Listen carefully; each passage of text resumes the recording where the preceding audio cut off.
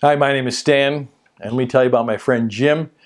Jim is a former client of mine. He really used me to kind of get himself started in new ways and new adventures in the financial services industry.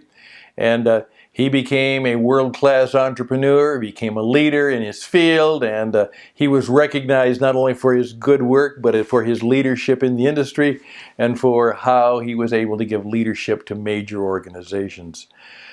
Jim and I have had a passion, and that is that we need to find a way to help people help themselves by mentoring, coaching, and teaching others, particularly young people. That's how we achieve success. So I put together a number of things, and then I did a little 50-minute program, and I'd love for you to take some time and experience it. As I say with a smile, it's a lot less painful and a lot cheaper than therapy, but about the same length, 50 minutes.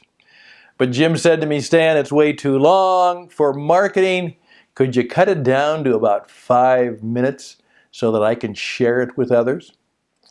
I took one of those parts, and I hope that this 5 minutes will give you a little bit of a sample of what we're trying to do. Let's go and make our mark. Let's talk about the age of Trump, the age of the apprentice, and the age of the entrepreneur, which is, my friends, the age you are living in. Please look at the promo and then go see the show. Thank you for your time. I'm grateful. I'm very grateful that you're seen fit to perhaps maybe even finish the course, finish the class, and perhaps then take some actions. I truly believe that some of this material is life-changing. It certainly will help you be a better salesperson. It'll certainly help you be a better marketer. It may help you even be a better parent. But more than that, the class is designed to help you as a successful man or woman to become more successful and then be able to pass on some of your wisdom and insight and truth. That is what it takes. Wit. Also, a sense of humor. Wit is what it takes to be successful in life and business today. A man or woman who cannot smile, who cannot laugh, will never be truly successful, and they will never be a good coach and mentor. But more than that, wit also stands for wisdom, insight, and truth. We're kind of modeling in our conversations the TED Talks, which are about 20 minutes. And TED was technology, entertainment, and design. And that's what it was about. Well, we are a little different. We're about wisdom, insight, and truth. Now, with that in mind, what I'd like to do is kind of put on my reading glasses for a moment, if I might, because my other glasses don't work quite that well. And what I would like to do is to read for you something from my book entitled Upside Down, a Meditation and a Benediction. Let me quote these things to you. Many are familiar with the well-known prayer attributed to the great theologian Reinhold Niebuhr and often used by the good folks in AA.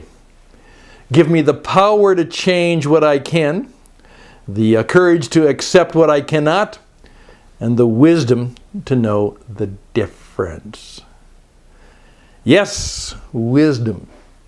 Ultimately, the goal of mentoring and coaching, indeed teaching, is to create a worldwide web of powerful men and women who walk with wisdom. WWW. They walk with wisdom. A later writer, Eugene Peterson, wrote this about wisdom.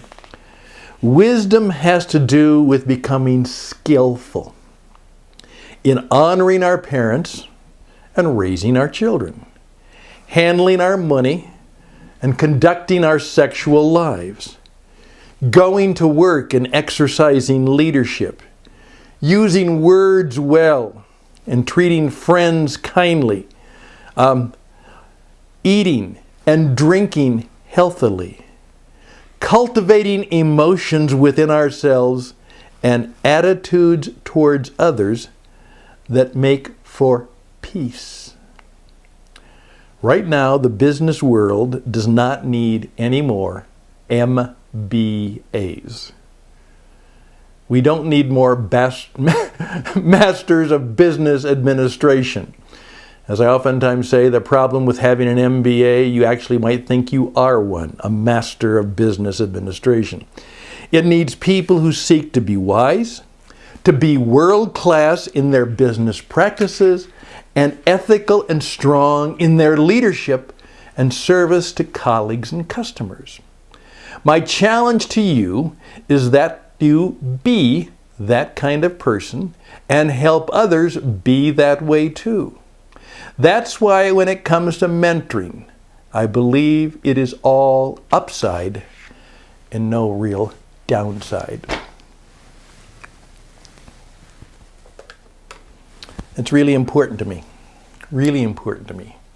that in effect, that when people carry me out, and I oftentimes say that one of the best ways that you can begin a mentoring relationship is actually do what Peter Drucker did for many, many years, particularly in the later years of his coaching and mentoring practice. Toward the end, he obviously was the management consultant par excellence. But later in his life, he came to a rather unique practice. He took something from the words of St. Augustine, who had said that one of the classic questions is very simply this: how do you want to be remembered? How do you want to be remembered? And he said, what I discovered is that a man or a woman in leadership who could not answer that question, I probably couldn't really help them. Somehow they had to decide in their life and in their business position, when I'm no longer there, how do my colleagues, how do my customers, how do the people remember me? You know, that proverbial, what do you want people to say on your tombstone? What do you want your children to say at your memorial service? How do you want people to remember you? And perhaps it could be that the really good mentor is the man or woman who's wise enough to ask the question and seek to answer it, how do I want to be remembered?